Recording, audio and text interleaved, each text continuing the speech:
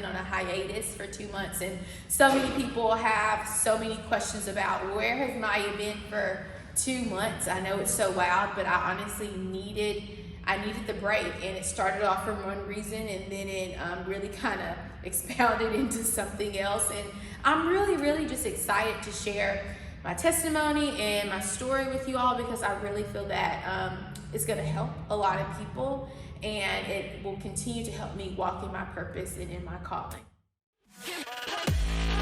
So really started in February. I think 2020 was like a really hard year for everyone, like extremely hard.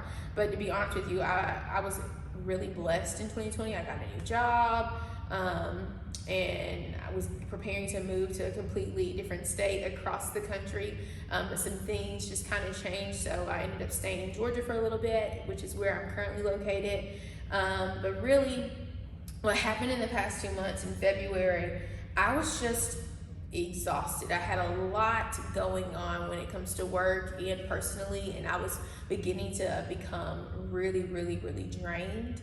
And February 14th, Valentine's Day, it was just rough. And I slept for like 15 hours in one day, and my sisters were at my house, and my sorority sisters, and they were like constantly checking on me, like, Maya, are you okay? Are you okay? And I'm just like, I'm just tired. I got a lot going on, so they let me sleep. And then going into that week, I like started to get like a rash here and there. I felt like I was going through menopause. I'm talking about hot, cold, hot, cold, hot, cold, hot, cold. I was like, what is going on with my body? And I was just really fatigued, like super fatigued. And then, so from there, I was like, okay, that weekend, I'm like, maybe I have COVID again. I had COVID back in September 2020. And it was obviously a scary place to be in, but I learned so much from that. So I said, maybe that's the thing, hopefully not. And I said, I'm gonna go get tested on Monday. So that Monday, I think that's the 22nd of February, I went to go get tested, and they did the rapid and the nasal. It came back negative. They tested me for the flu, strep, mono, came back negative. And then the doctor was just like, well, maybe you have pneumonia. So I'm gonna send you to the Coliseum, which is like a hospital here in Macon, to go get a chest x-ray. And I'm gonna put you in a Z-Pack. And from there, from Monday night, mind you too, when that previous week of me telling you I'm tired, I'm hot and cold, my lymph nodes are swollen, I take the Z-Pack Monday night, and my left side of my neck just starts to bulge out. And I'm like, what is happening? So I call my mom. I'm like, Mom, I don't know what this means. She's like, I think you should go to the emergency room. And I'm kind of like, no, maybe this means it's working. I'm gonna wait until the morning. Side note, I'm telling you all the physical things that were happening, but on the spiritual side of this, I have been told by God, I think several times, Maya, be still. Be still, be still, be still. And I'm talking about in so many different ways, from songs that would just come on my phone, to my supervisors having a conversation with them. And it was so apparent. And I thought in taking a break from Instagram and taking a break from a lot of other things, that was me being still, but obviously not. So jumping back into the story, that Tuesday morning, I literally woke up and I just could not get out of the bed.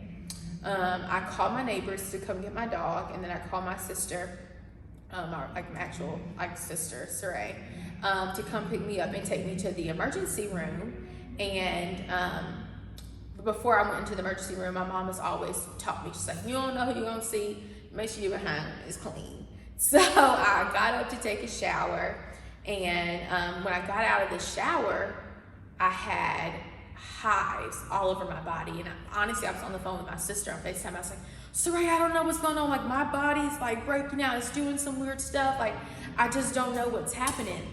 And she was just like, well, I'm on the way. So I get dressed, I get in the car, and I remember that car ride, I was really like scared at one point, because I was just like, I don't know what's going on. And I told her, I said, Ray, can you just play? I said, I have this saying where I say, I don't hear all that hibbity bibbity bop.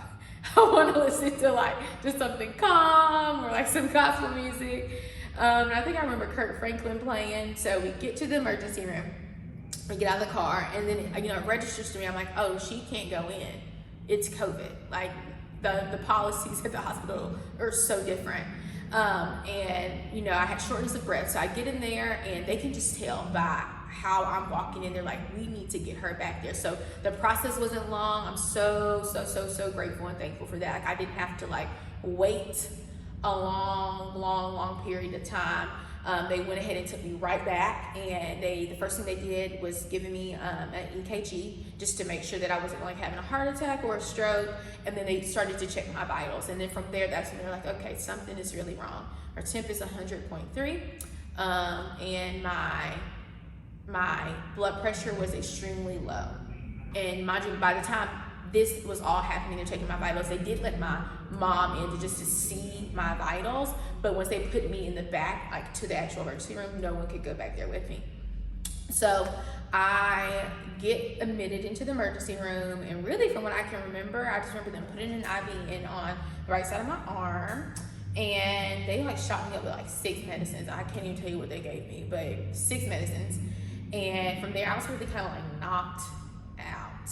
And I was knocked out. So from there, I woke up. It was early that morning, really so it kind of went into Wednesday morning, 1 a.m., 2 a.m. type of deal. And that's when they're like, yeah, we're gonna go ahead and admit you because we don't know what's wrong. Because the hives went from hives to more a rash type deal. I'm still running a fever. They still can tell us something's wrong. So I get admitted to the hospital. They take me to a room. I get to my room, and then I kind of sleep throughout that morning, and then I wake up and I meet my nurse and my tech. And again, in my mind, this is a 1 to 2 day process. If this is an allergic reaction, they can just shoot me with something some steroids, and I'm out. And it went from me thinking that it was going to be 1 to 2 days to being 2 weeks in 2 hospitals. Hey y'all, a quick disclaimer. This next section covers some graphic descriptions and photos of Maya's body and state while she was in the hospital. If it feels like too much, we ask that you please take the necessary steps to protect your peace. So in that first day, I kept asking. I was like, can my mom come in, or can she, be let into the hospital? And they were like, no, our visitation policy is no one has visitors. And I'm like, well, this stinks. And to be honest with you, being an African American female, and knowing that when we're talking about medicine and being in the hospital, you really have to be alert and be ready to advocate for yourself, and know what you're taking and what they're giving you. So I really had to kind of have a pep talk with myself, and just be like, okay, Maya, you need to get it together because there's no one else here to protect you. You got to do it. It's just, you and God at the end of the day. Which, going back to the spiritual side of things, I'm not going to say it's ironic or even funny, but it's God was telling me to be still, and he needed me in a place where it could just be me and him. And he got me in that place. Now, my disobedience, I guess, and trying to maneuver things the way that I wanted to maneuver. I'm not saying I caused this. However, everything, I'm just gonna say everything happens for a reason. So I meet my nurses, I meet my techs. They're really cool. And I meet my doctor. I really can't even remember this doctor's name. I've had y'all probably over 10 doctors in this whole process that were a part of my case. But they were at this point in the first day still trying to figure out what the freak is going on with my map. And they started to get this theory that it was this thing called the dress infection. So a dress infection is really, really rare. Less than 1% of people in the world has ever had this infection. And this is caused by taking an antibiotic that you are allergic to. So because I took the Z-Pack in just the first dose at this first hospital, their theory was that, the Z-Pack caused this infection. And this is a skin infection. So that explains the hives and the rash. Now, starting on my third day, it was just on my torso. But then it started to spread to my lower half and up my neck into my face. And I'm going to insert a picture here to show you kind of like a series of what it started, how the infection started to progress. And I don't want to sound vain, but I promise you, like on that like 4th day, I started to freak out. Because you have acne, but then you have like hormonal acne, and hormonal acne is like really hard and red and you can't pop it. So my face was just hurting, and mind you, I'm so swollen with all the medications that they were giving me. So I mean, I think to name a few, like I got a shot in my stomach 3 times a day. I was, obviously consistently always on fluids. They started to give me steroids because regardless of any type of allergic reaction or infection, steroids typically, they work and they kill that infection. However, they didn't work on me.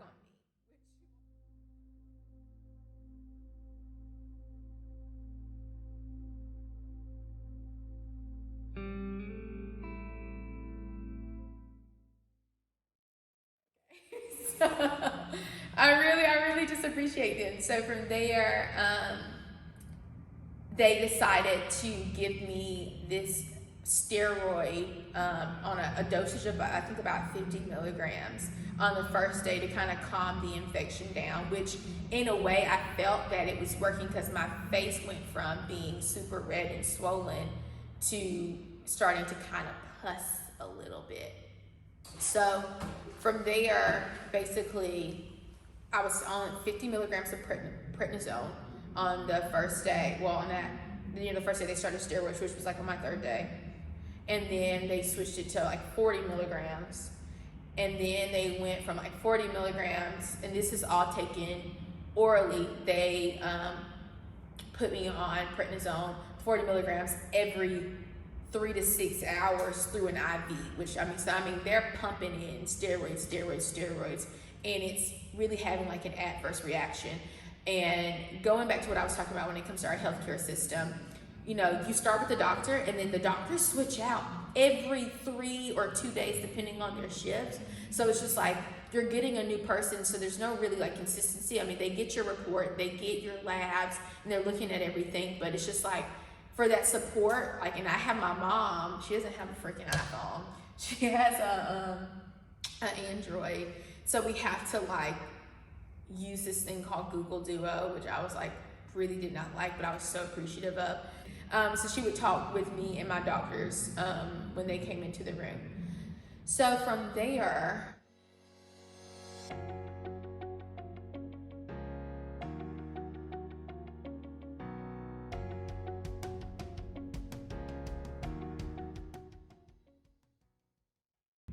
so healthcare system is just really interesting to me, and I'm gonna have to do a lot more research. But again, remember, like, you just have to pay attention and you have to advocate for yourself. So after being like pumped with so many steroids and knowing that it wasn't working, and mind you too, the hospital is not a place for you to rest. Someone is coming in your room at least every 3 hours to take blood. I don't like having my blood taken. And typically they want to take it from your, whatever this is called, your funny bone. I don't know what this is called. What is this called? I don't know, it's a vein. What is this part of your body called? I call it your elbow pit. Oh, there we go. So your elbow pit, right? That's where they put the IVs. But I hate having IVs there, and I don't want to give blood. So they say the worst place to get blood from is your hands. But I was like, yeah, take it from my hands.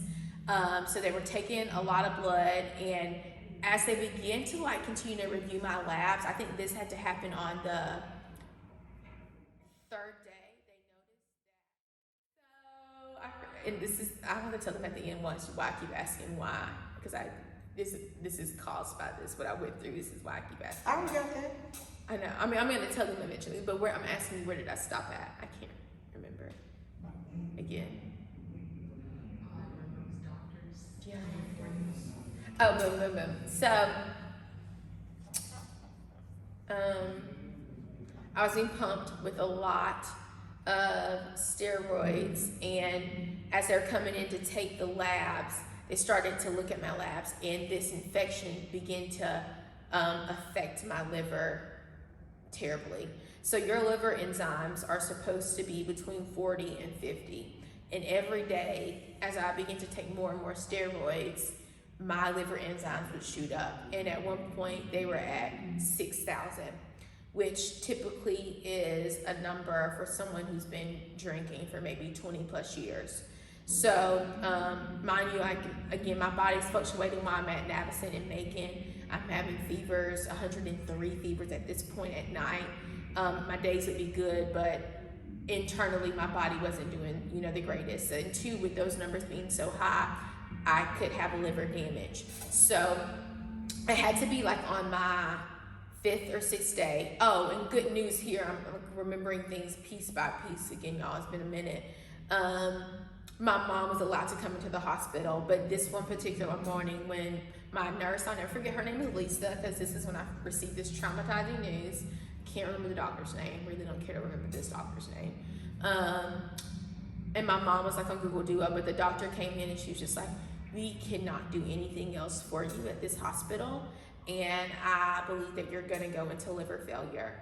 So we need to transfer you to Emory Hospital in Atlanta, because they have, obviously the best transplant unit, division, whatever you want to call it, in the country. So you're going to be where you need to be. So I was glad to hear that I was going to Emory, which is honestly no cap. God forbid if anything were to happen, if I call Saray, I'm saying we're going to try to hold it down, zoom you to Emory. I don't want to go to any other hospital.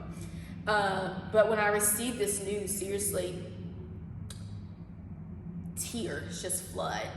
And it wasn't how she said it was just so mundane and really just scary, to be honest with you. So when she left the room, the doctor, my nurse, Miss Lisa, was still in there, and I just remember her just coming over to hold me.